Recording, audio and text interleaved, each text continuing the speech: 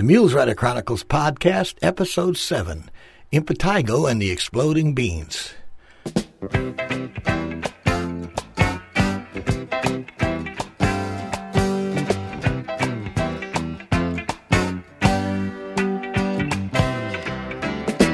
Hello again, friends, and welcome back to the Mules Rider Chronicles Podcast. I am Craig Marlette, the Mules Rider, and I'm so glad you decided to join me for another broadcast of the show. This podcast is stories from my own life journey that I tell in order to keep my own sanity, or insanity, I'm not sure which. I will leave that up to you to decide. Anyway, the Bible says laughter is a good medicine. And I've had a lot of close calls in my crazy life, but I'm still laughing, so I'll take that as a good word. Today's story is about a time in my youth when I spent a couple weeks at summer camp with my brother Terry and his friend. It was a couple weeks that etched itself into my memory, so I thought I would share it with you. Today's story is entitled Impetigo and the Exploding Beans. Growing up poor has some benefits that many of us often overlook when recounting that period of life later on after we've survived it. One of the things I remember most was summers at Pretty Lake Camp in Mattawan, Michigan. God bless the people who think of the unfortunates of the world. Back then we were just called poor kids. Modern psychologists and sociologists have come up with a new term these days. Today they call them at-risk kids. Of course, poor or not, anyone hanging out in the immediate vicinity of my brother Terry at that time was always at risk, whether they knew it or not. Not that I'm trying to paint my brother as cruel or even overly hostile. He was actually pretty fun to be with, except when he wasn't fun to be with. He was tough, and though his nickname was Peanuts, no one that knew him ever took that to mean he was handing out candy to the neighborhood babies. Here you go, kids. Have some X-Lax. Chocolate. Nearly every year, my brother and I and most of our neighborhood friends would go down to the boys' club and board the bus for a 2-week summer program at Pretty Lake Camp. It was a beautiful place on a huge lake where city kids who didn't often get to go fishing or camping could spend the summer learning about life in the wilderness.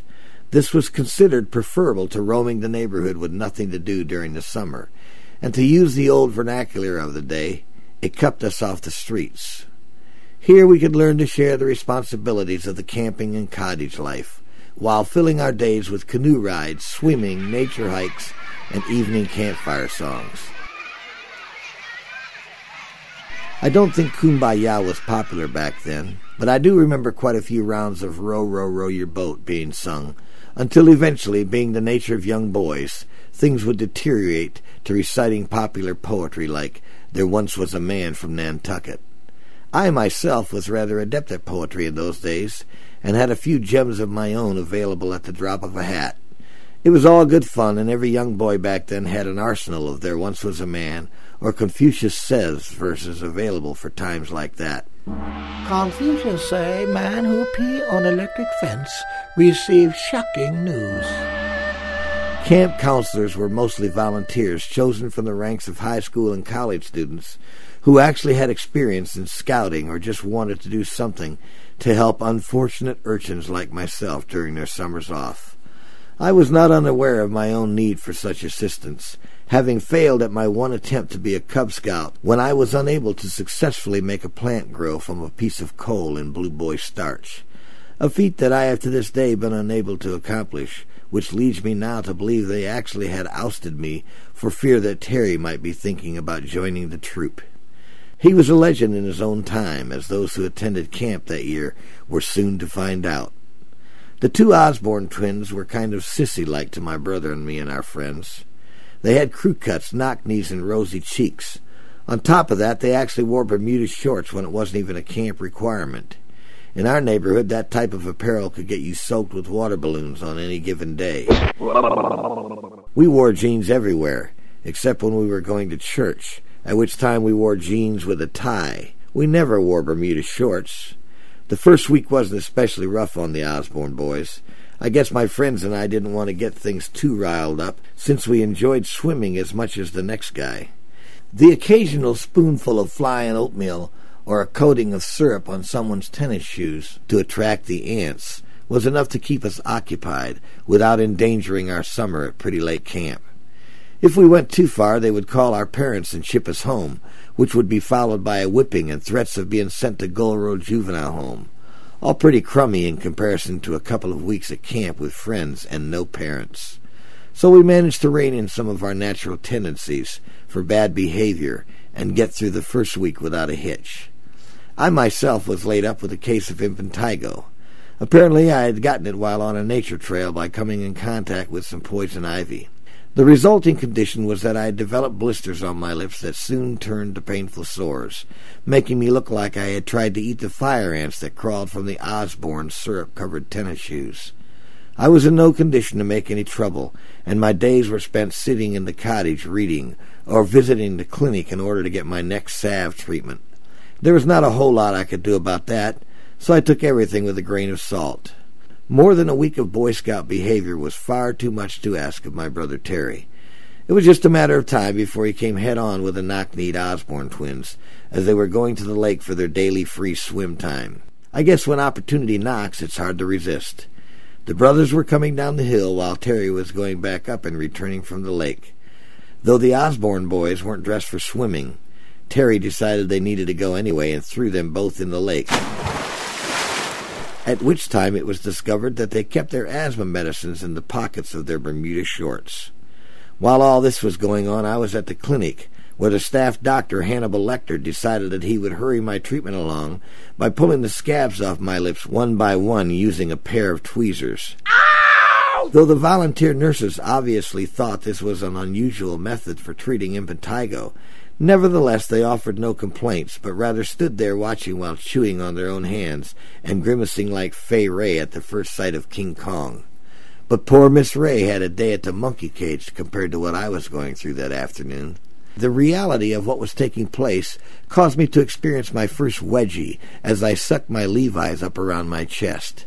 After about 20 minutes of excruciating sadism, Dr. Lecter then instructed his assistants to dab my lips with iodine, which took me to the ceiling of pain, so that now every muscle and bone in my body tightened so much that I shrunk about 4 inches in size as my sphincter muscle wrapped itself tightly around my neck. I won't repeat the words that came forth that day, but had it been a Catholic camp, I would still be in the confessional seeking absolution. Meanwhile, outside the clinic, counselors were running up the hill with the 2 Osborne twins, who were now experiencing severe asthma problems, having been thrown into the cold lake by my brother Terry. When they realized their medicine was ruined, the whole thing was too much for them and they panicked, throwing themselves into a stress-related gasping fit at the thought of going another week without their medicine. Once inside the clinic, the nurses were able to stabilize them with oxygen, allowing the counselors to return to the problem at hand, what to do about Terry. It was decided that they would tie him to a big tree near the campsite for the rest of the day, and to add to his punishment, that night he would be tortured by watching the other campers cook hot dogs and marshmallows while not getting any for himself. Mild by today's standards, granted, but I guess to the 300-pound counselor who directed the nightly campfire cookout, missing a meal was akin to 10 years in the electric chair. Terry, however, being tougher than most, never blinked, and with the help of a couple of smuggled tube steaks handed to him by friends, he endured the whole thing as though it was part of camp fun, all the while planning his next move. After the evening activities came to a halt, and Terry was released from his captivity, we met with a few of our neighborhood buddies to make a plan. Since they wouldn't feed Terry tonight, we would make sure that none of them got to eat tomorrow night. To add to the humiliation, my lips hurt so bad, I was sure I would never be able to eat again, let alone ever kiss a girl. I would probably have to make a career out of posing for medical magazines as a photographic model of the devastation of severe impetigo, like the ones in the school I had just seen of a man with rare cancer. They probably wouldn't even put my name there, just the words, "actual patient." Later that night, we snuck out of our tents, broke into the food pantry, took as many hot dogs, chips, pops, and canned goods as we could carry in our arms, and hid them in the woods behind the camping area. We then went back to our tents and waited until we were sure everyone, including the counselors, was fast asleep. Around midnight, Terry and I roused our friends from their sleep and went to the woods to get our hidden booty. First, we ate all the chips and drank the pops. Then while we were sneaking out one by one to roast the hot dogs on the still burning campfires, someone came up with the bright idea of putting all the canned goods in the fire and burning them up. Since we were already tired and now well fed, we all agreed that it was a good plan and went from fire to fire, laying the unopened cans of beans and soup on the burning coals. Then we went to bed. The first can exploded with a loud boom that shook the ground like a grenade had been dropped in the middle of the camp. The pandemonium that was set off by the first explosion could probably be heard for a mile in the quiet woods. The campers were sleeping in their tents, neatly tucked into sleeping bags, and as they all tried to unzip their bags and run for cover, they were knocking over tents and stumbling over each other in the dark, trying to get their bearings. The overweight camp counselor slipped on a gooey mass that had found its way to his tent door and went crashing into a neighboring tent, squashing another counselor inside who had not yet managed to get his clothes on. About that time, the next set of cans exploded like a series of meteors crashing to Earth from outer space, sending hot soup and pork and beans splattering across the open yard like Campbell's mortar shells. By the time all 70 or 80 pounds of beans and soup had found their way out of those boiling hot cans, the entire camp, including all the campers, was covered with brown globs of beans and steaming minestrone. Since Terry and I and our buddies were rolling on the ground laughing, they rightly accused us of the crime. The next day our parents were called and instructed to come and pick up their wayward boys, who were more than they could handle at Pretty Lake Camp. The ride home with Mom was silent, except for my constant mumbling something about suing the camp doctor for the damage he had done to my lips and my life.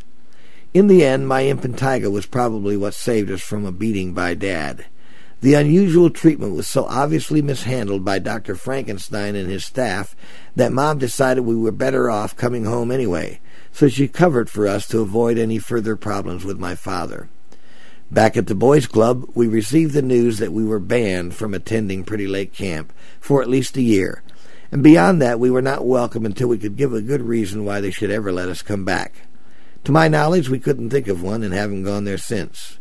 We learned so much from the exploding soup cans that my brother and I started experimenting with building rockets from packs of match heads wrapped tightly in tinfoil. That was fun until we caught the garage on fire and our potential as rocket scientists went down the drain. I eventually got over my impetigo and actually did have quite a career of kissing until I married my current wife, who only allows me to smooch with her and occasionally give a peck to my grandchildren. I still like both soup and beans, but have never cooked them on the campfire again without first opening them. I heard the Osborne twins actually became dentists and now spend their summers working as volunteer counselors and cavity chasers at Pretty Lake Camp. They have matching Bermuda shorts with PLC embroidered on the front, and there's a stocked medicine cabinet full of asthma inhalers in case by some chance any of the Marlette grandchildren happen to sneak in unnoticed for the summer camp program. In spite of everything, we still managed to have good times back then. Pretty Lake Camp continues to this day and offers great programs for inner-city kids who might not otherwise be able to get away from the hustle and bustle of the oftentimes tough city life. Though it's fun to laugh about it now, it was great to be able to have a place like that to go to during our summers out of school. Later in my own life, I developed a new appreciation for all the volunteers who had to put up with me back then. I had a summer job as a church youth leader. We had our own camp in Ocala, Florida, and I soon found out what it was like to be on the other side, as the adult in charge of things. I've learned to appreciate all the hard work and genuine care volunteers at places like Pretty Lake Camp selflessly provide for young people in tough situations. As for the camp doctor, well, I've got John Walsh putting together a special edition of America's Most Wanted, and we hope to catch him soon. We'll eventually find him and bring him to justice, and then we'll see how his kisser works after I get done with him. Now, where did I put those tweezers?